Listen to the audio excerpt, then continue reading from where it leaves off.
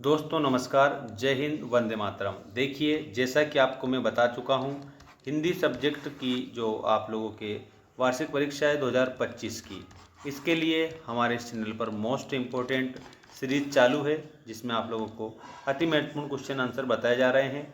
हिंदी का ये दूसरा आदर्श प्रश्न पत्र है। इसमें आपको सभी क्वेश्चनों के आंसर याद करने रहेंगे। और दोस्तों, हमारा ऐप भी आप डाउनलोड ज़रूर कर लेना।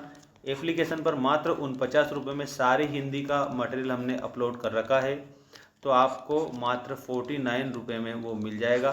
तो उस कोर्स को भी आप खरीद सकते हैं अगर आपको और भी अच्छे से तैयारी करनी है तो। सही विकल्प का चयन कर लिखिए। में आपका पहला प्रश्न इस प्रकार है। ये ऐप आपको कहाँ मिलेगा, ये भी ध्यान रखना। ये ऐप आपको गूगल प्ले स्टोर पर मिल जाएगा, ये आपको क्रोम पर भी मिल जाएगा। ठीक है, गूगल क्रोम पर भी आपको वहाँ पर मिल जाएगा। देखिए, आपका पहला प्रश्न है, तुलसीदास की रचना है। तो यहाँ पर रामचंद्र का जो रचना है ये केशवदास की रचना है। केशवदास याद रखना। केशवदास रीतिकाल के कवि हैं। कौन से काल के? रीतिकाल के।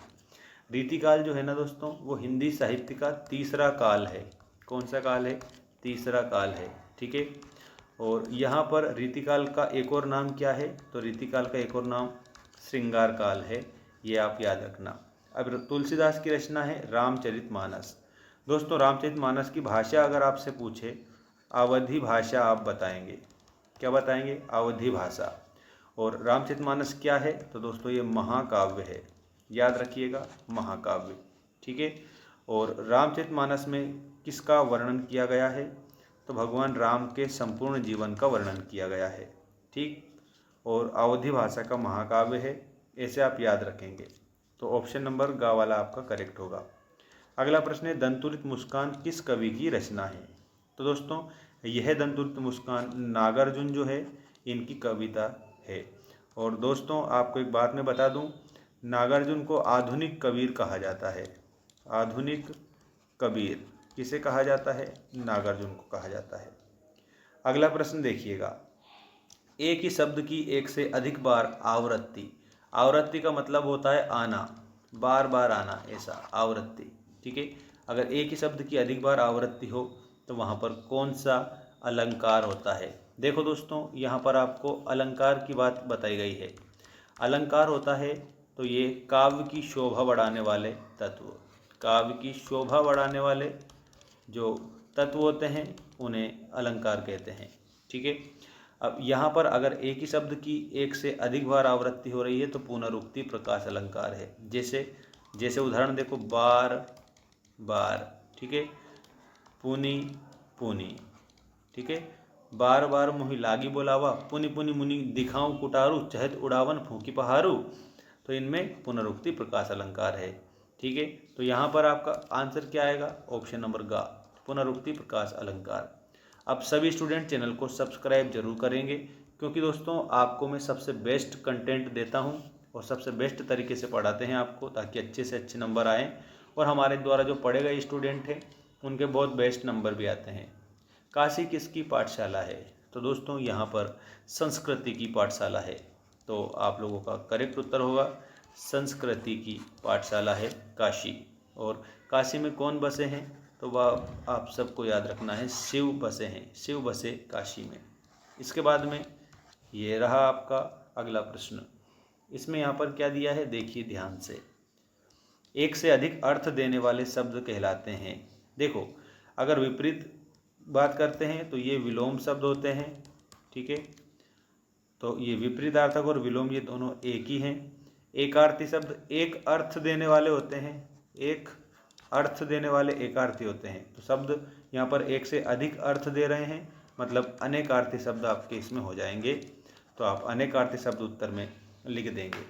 इसके बाद अगला प्रश्न है, मैं क्यों लिखता हूँ के लेखक का नाम है। मैं क्यों लिखता हूँ, इसके लेखक का नाम अज्ञेय है।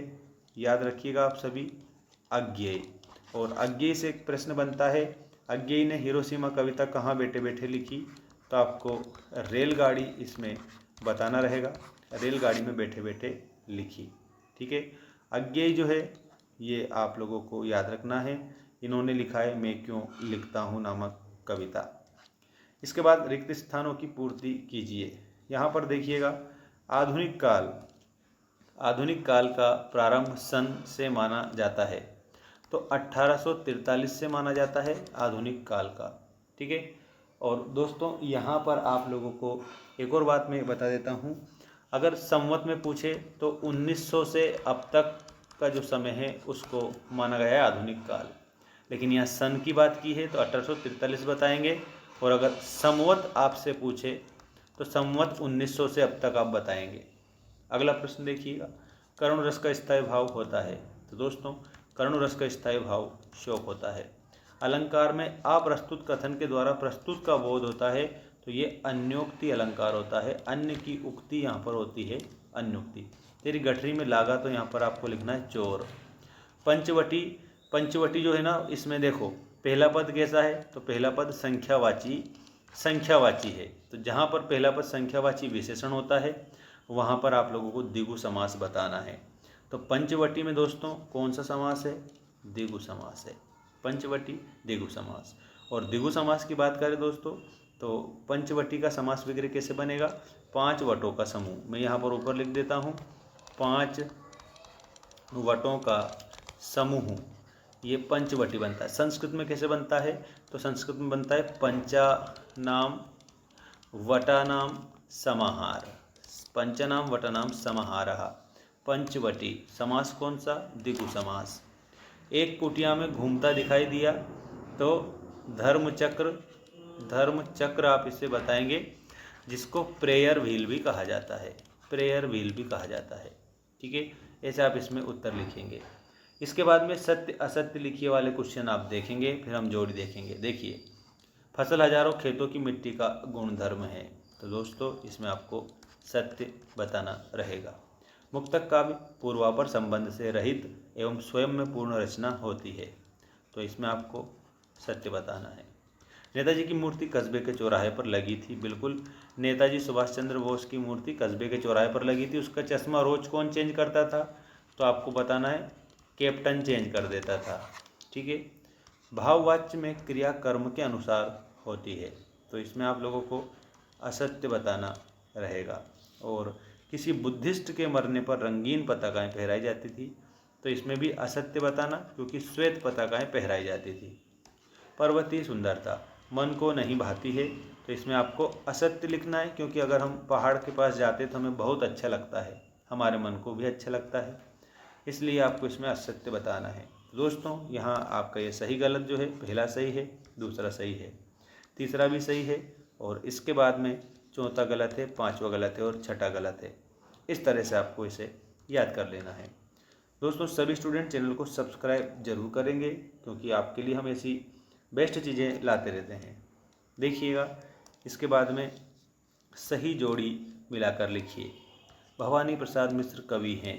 देखो भवानी प्रसाद मिश्र जो कवि हैं दोस्तों, इसमें नई कविता के कवि हैं भवानी प्रसाद मिश्र। बात को आवश्यकता से अधिक बढ़ा चढ़ाकर कहना, तो इसमें अतिशयोक्ति अलंकार होता है। संस्कृति, तो इसमें संस्कृति में बदंत आनंद कौशल्ययन आप बताएंगे। लेखक यशपाल की आदत, तो दोस्तों यहाँ पर आप लोगों को मैं बता देता हूँ, निठल्ले बैठे कल्पना करना। जो ईश्वर में विश्वास करता हो उसे क्या बोला जाता है, तो उसे आस्तिक बोला जाता है। अणुबम विस्फोट, तो विज्ञान का भयानक दुरुपयोग। ठीक है ना। जो ईश्वर में विश्वास रखता हो उसको तो आस्तिक बोलते हैं। ठीक है। और जो विश्वास नहीं करता है उसको क्या बोलेंगे, तो उसको नास्तिक बोलेंगे। इस तरह से आप इसे याद रखेंगे। और इसके बाद में ये आपके एक शब्द एक वाक्य में उत्तर। उत्साह कविता के कवि का नाम बताइए, तो इसमें निराला जी बताएंगे, सूर्यकांत त्रिपाठी निराला इनका पूरा नाम है। निराला कौन से वाद के कवि हैं, तो निराला छायावाद के कवि हैं। काव्य की शोभा बढ़ाने वाले तत्व या धर्म कहलाते हैं, तो अलंकार कहलाते हैं। आप लोगों को अलंकार बताना है। मानव संस्कृति किस प्रकार की है, तो अविभाज्य है, अविभाज्य, ऐसे आपको लिखना है।